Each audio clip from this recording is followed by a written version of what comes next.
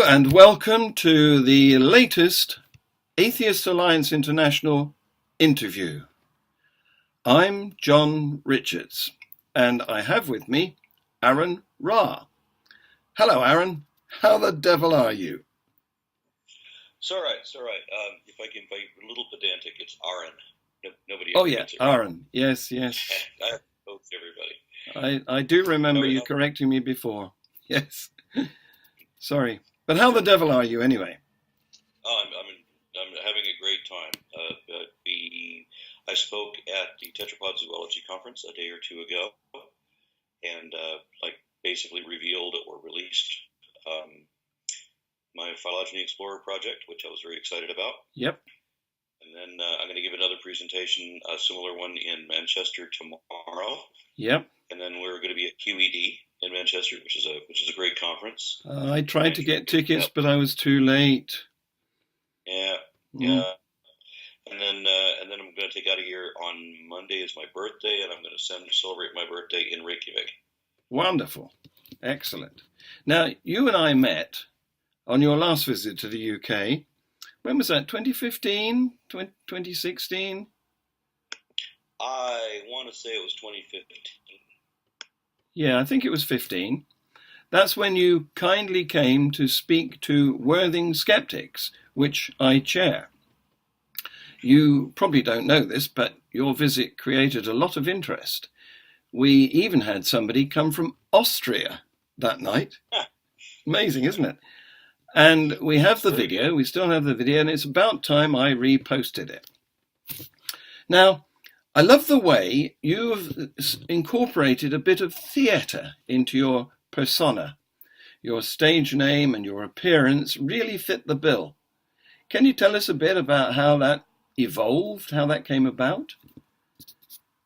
Well, it wasn't designed. I mean, this is who I am. That's your normal image. Okay. Yeah, and that just, now my name was a different matter. I mean, my name was Aron. Yes. And I needed a handle. Yes. Usenet back in the day when there was Usenet, on talk.origins and alt.talk.creationism. Yes. And I didn't think much about it. I chose the name Aron Ra because I wanted to do a nod to the Egyptian composite god Amen-Ra. Yeah. Mm-hmm. Because I see as a template for the god of Western monotheism. Absolutely. Yahweh was, throughout much of the Old Testament, he was a volcano, but at other times he's depicted as an air god and as a sun god, so he also is a composite god. And I think at one point it seems that Amen-Ra and Yahweh even had the same wife. The Asherah or Atherat. Oh, yes. Whatever. Asherah. So yes. I just thought that that there should be a nod there. I had no idea that I would become well known by that name. But yeah, so that just worked out. Yeah, absolutely. A lucky choice. So, as you know, I'm a retired science teacher who can't stop teaching science. And I see you as a bit similar to me, except that you are in the USA where the task is much bigger. Do you see it as a teaching mission? For me, my job isn't so much the instruction in science, because the battleground isn't in science instruction. The battleground is politics and legislation. Yeah. So I'm not going up against scientists. I'm going up against lawyers. And obviously, politicians and such, and that's where the real fight is. Although at the grassroots, you do have to have the instruction, because people have to understand that their religious leaders are misinforming them. Yes, and that there are clear ways that they can prove that this isn't just a matter of differing opinions. There's a I'm right and you're wrong situation. Yes, dogmatic. It is. Yes, and it's not. I'm not being dogmatic. No, they are right. They're wrong. Yeah. They're the ones who are dogmatic. Yeah. And of course, in the States, politics and law and Christianity are all intertwined, aren't they? You can't easily get to be a politician unless you are either a lawyer or a Christian or both. It's very difficult to get elected as an atheist.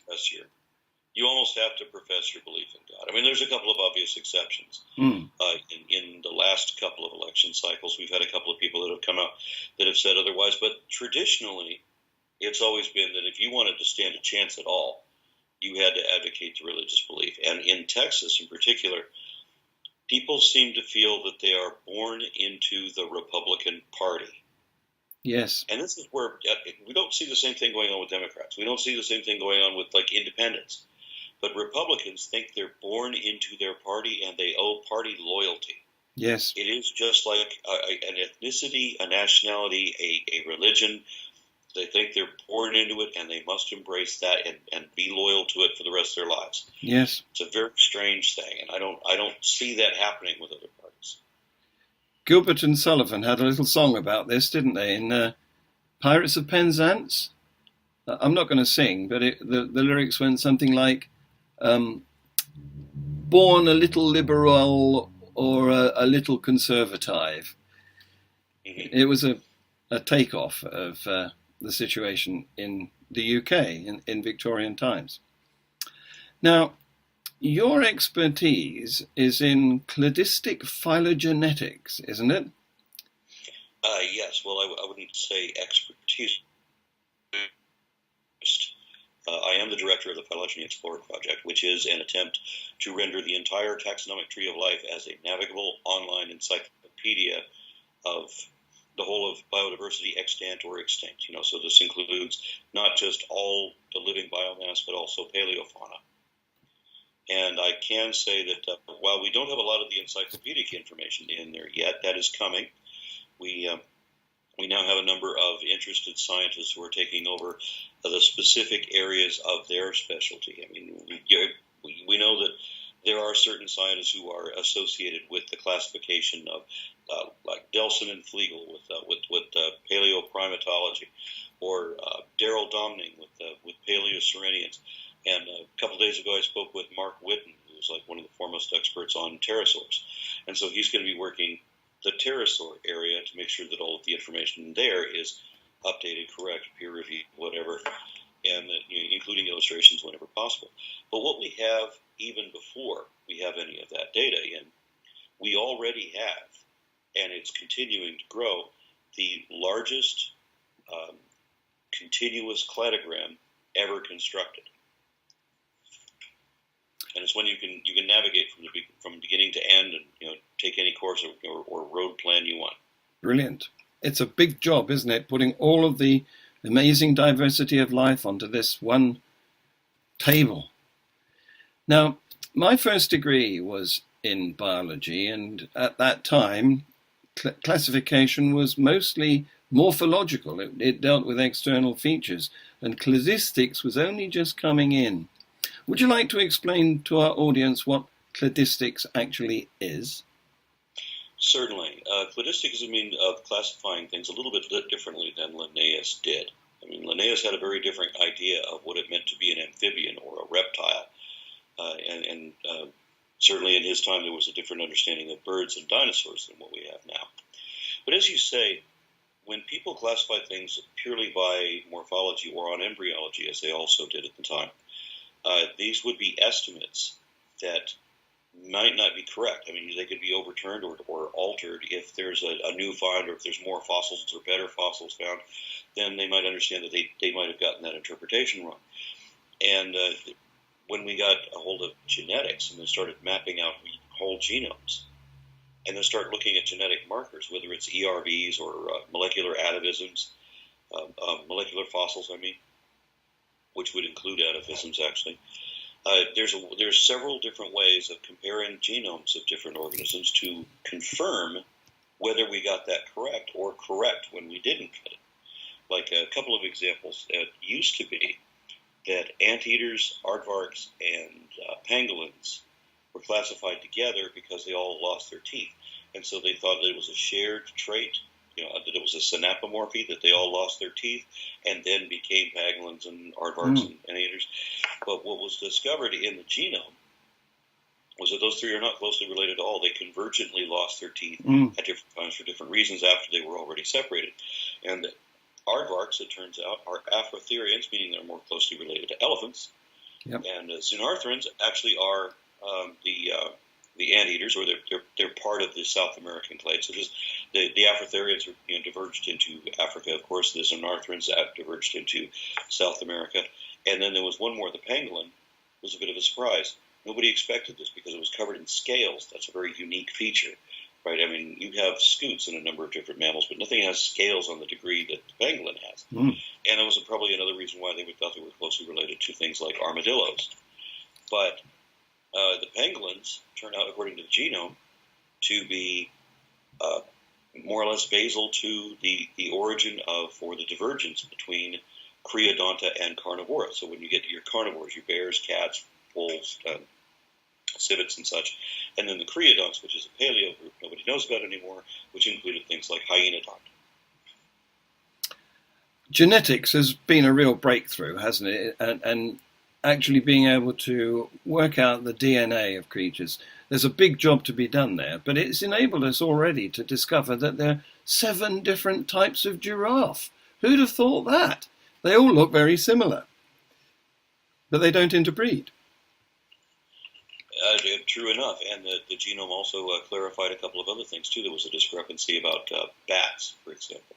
You have Megachiroptera and Microchiroptera, the megabats, big bats. These are fruit eaters, and they don't look very much like the microbats, the insect eaters, for the most part. The megabats were actually classified to be closer to colugos and to primates. In fact, at one point, they were classified to be primates, like they were flying primates. But then we got the genome back, and they thought it was convergent, that these two different groups, these insectivores and these semi-primate things, would have just convergently got wings. But then the genome comes back and said, no, they're linked.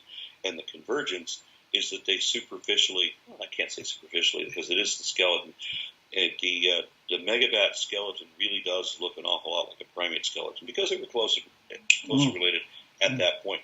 One of the laws of evolution is that the further back in time you go, the simpler and more similar living things appear to be because they were more closely related at that time. Yes. So bats and primates were very close. Yes.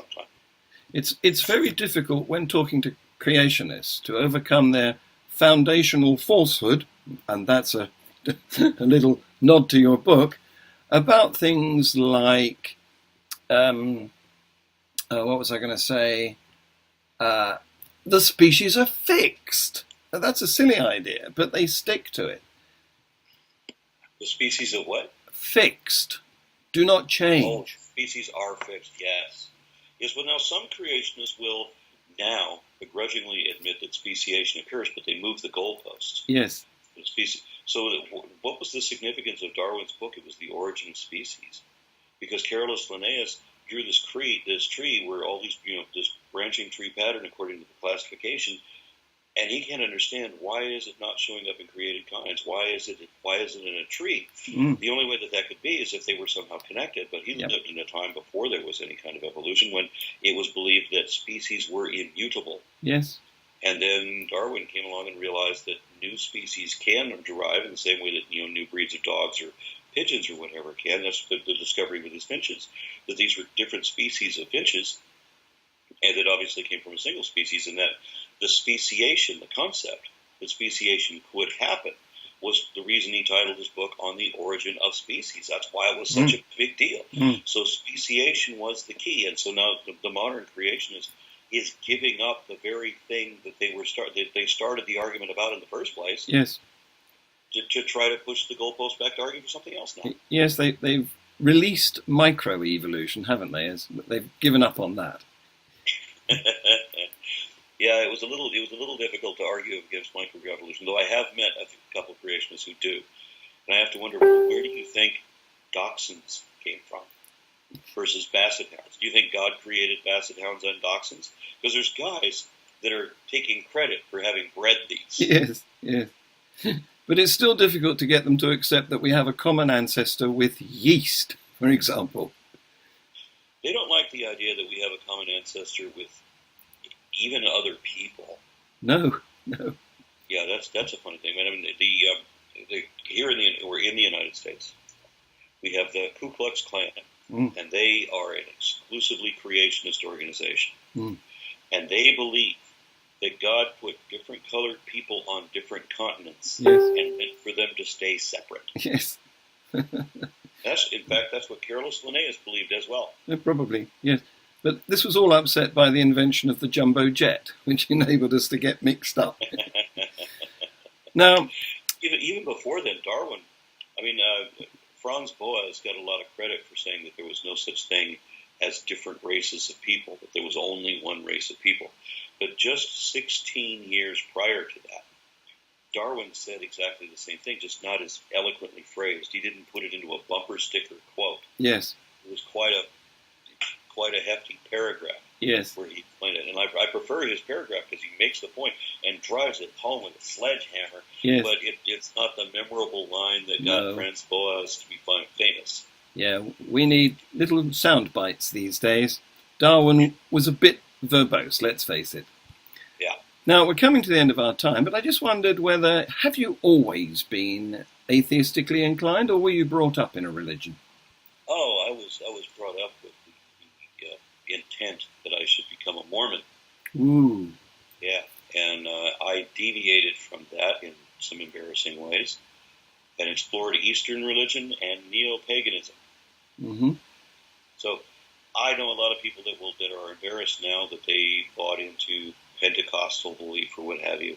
But at least when you did that, there were a whole lot of other people that believed the same sort of thing. I don't have that defense.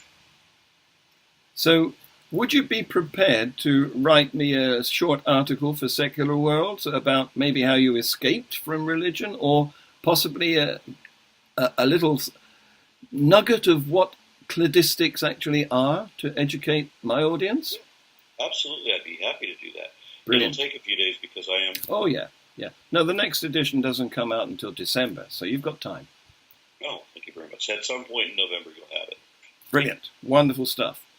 Would you like, before we finish, would you like to promote your next appearance? Where is that? How can people get to see you? Well, my next appearance, I don't actually have one scheduled for the rest of this year. And I can't remember what my first one is next year. I don't know. I don't think they've made an announcement for the next one. Except for the event itself. Except for QED in this country, in Manchester.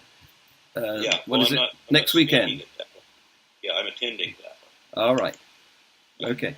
So if people want to get to see you... Manchester, of course, I'm speaking at the University of Manchester, but that's tomorrow. All right. Yes. Okay. Well, we'll let your voice recover between now and then. Thank you for agreeing to this interview. Take the rest of the afternoon off. Thank you very much, sir. All the best. Bye-bye.